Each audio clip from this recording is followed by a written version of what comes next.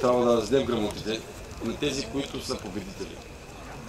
Искам да кажа на тези, които не са победители в тази надпревара. Всяка загуба по време на състезателните игри на дейностите не я приемайте като загуба. Тя е ваша победа.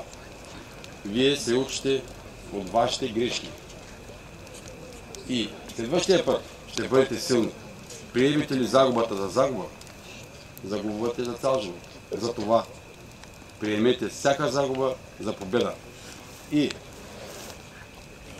започваме от дейности за малки. Патрул Мечо от клуб Лъвче. Дейност за Корина.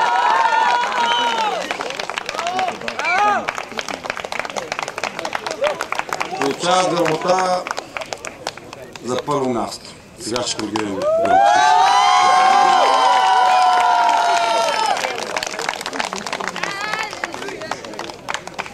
Поради изключително силни състезатели, журито не можа да отсъди трето място.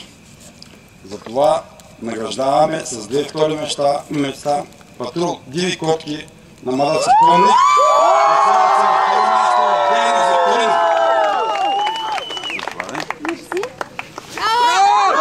И още веднъж на второ място с интересното име Миешни мечки.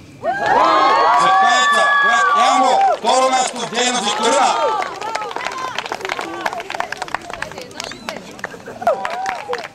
В дейност къса полоса, отново при най-малки. Спечелили са трето място, шоколадов пай. Младък Соколник Шумен.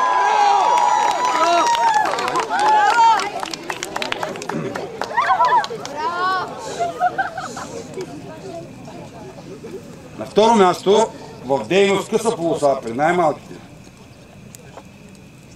Патрул Черни соколи, кафяв мечок, град София.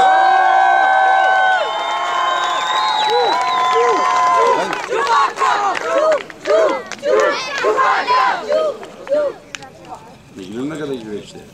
Не. Объркал съм. За тази дейност. Пак продължават, много са готини. В дейност къса полоса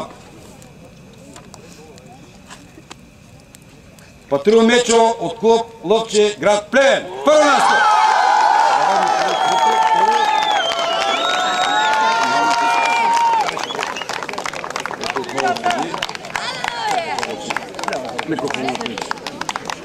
В следващата дейност на трето място, тази дейност ми е любимата, ориентиране. Виждам, че на клуб Маларски конник също му е любима. На трето място се класира патрул Абуди от клуб Арабски летци София.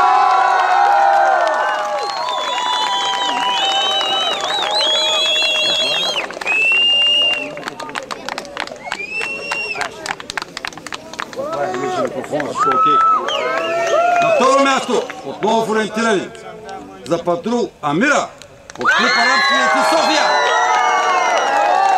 Най-добрите ориентировачи явно.